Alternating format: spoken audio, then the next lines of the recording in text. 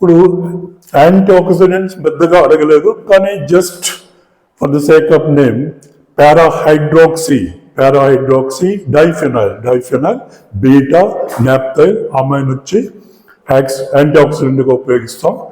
Pigments వచ్చి మన colouring ఏజెంట్స్లో కాడ్మియం ఒకటి ఐరన్. దెన్ ఫిల్లర్స్లో వచ్చి మెయిన్గా కార్బన్ బ్లాక్ ఒకటి, కాల్షియం కార్బోనేట్ ఒకటి. ఈ కార్బన్ బ్లాక్ అనేది ఒక పాయింట్ గుర్తుపెట్టుకోవాల్సింది, యాంబర్ కలర్లో యాడ్ చేయకూడదు.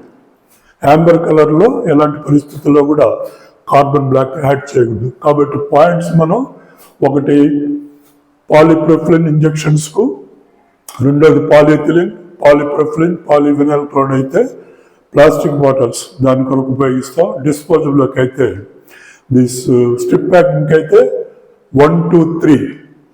దెన్ ఇంజెక్షన్ ప్లాస్టిక్ బాటిల్స్ అయితే 1, 2. దెన్ అదేవిధంగా 2 వచ్చి for disposable syringes. You have to remember that one. ఇప్పుడు ఇక్కడ 2 పాయింట్స్ అంటే ఎక్స్ట్రా.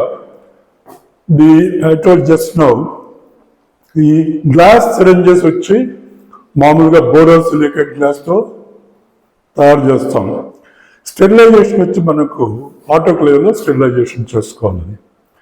నా డిస్పోజబుల్ సిరింజెస్ దేంతో తయారు చేస్తాం? మనం పాలిప్రొఫిలిన్తో తయారు చేస్తాం. కాబట్టి ఇవి జనరల్గా మనకు ఎథిలిన్ ఆక్సైడ్ అయినా ఉపయోగించవచ్చు, లేదంటే radiation sterilization that one.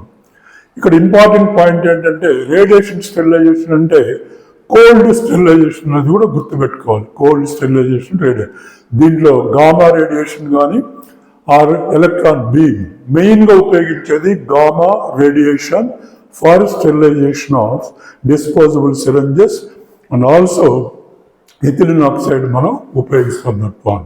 These points you have to remember that one.